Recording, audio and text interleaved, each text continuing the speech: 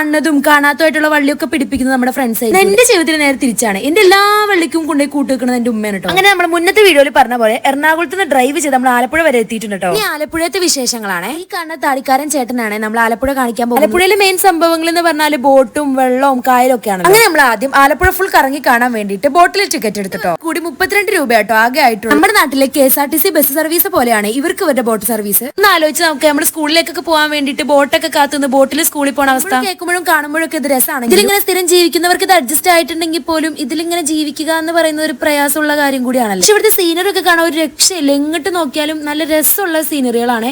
നല്ല ഭംഗിയുള്ള ബോട്ടും കായലും. നമ്മളിങ്ങനെ ഭയങ്കര ടെൻഷനൊക്കെ അടിച്ചിരിക്കുമ്പോൾ ദൂരത്തേക്കൊന്നും പോകാൻ വലിയ പ്ലാൻ ഇല്ലെങ്കിൽ പോകാൻ പറ്റിയൊരു ബെസ്റ്റ് ഓപ്ഷൻ ആണ് ആലപ്പുഴ. എനിക്ക് തോന്നിയത് ഇവിടെ വലിയ തിരക്കൊന്നും ഇല്ലാത്ത പോലെയാണ്. അവധി ദിവസം ആയതുകൊണ്ടാണോ എന്നറിയില്ല. വലിയ തിരക്കും ബഹളമൊന്നും ഇല്ലാതെ ഹെഡ്സെറ്റിൽ നല്ല പാട്ടൊക്കെ ഇട്ട് ഇങ്ങനെ കാഴ്ചകളൊക്കെ കണ്ടിട്ട് യാത്ര ചെയ്യാൻ ഭയങ്കര രസം. ആലപ്പുഴയിൽ നിന്ന് നേരെ കൈനഗിരി എന്ന് പറഞ്ഞ സ്റ്റോപ്പിലേക്ക് ആട്ടോ ടിക്കറ്റ്. എനിക്ക് തോന്നുന്ന ഒരു 3/4 മണിക്കൂർ യാത്ര. അങ്ങനെ പ്രത്യേകിച്ച് പ്ലാനിങ്ങോടെ ഇറങ്ങാത്തത് കൊണ്ട് തന്നെ ഞങ്ങൾക്ക് എങ്ങോട്ട് പോകണം എന്നൊന്നും വലിയ പിടി ഉണ്ടായിരുന്നില്ല. കയറിയപ്പോഴാണ് ഞാൻ പ്ലാൻ ഇട്ടത് നമുക്ക് ടെർമിനൽ കാണാൻ പോകാം. ടെർമിനൽ കാണാൻ ആഗ്രഹമുള്ളവർക്ക് അവിടെ സ്റ്റോപ്പ് അറിയില്ലായിരുന്നു. അതുകൊണ്ട് അങ്ങോട്ട് ഓട്ടോയ്ക്ക് പോകേണ്ടി അടുത്ത വീഡിയോ.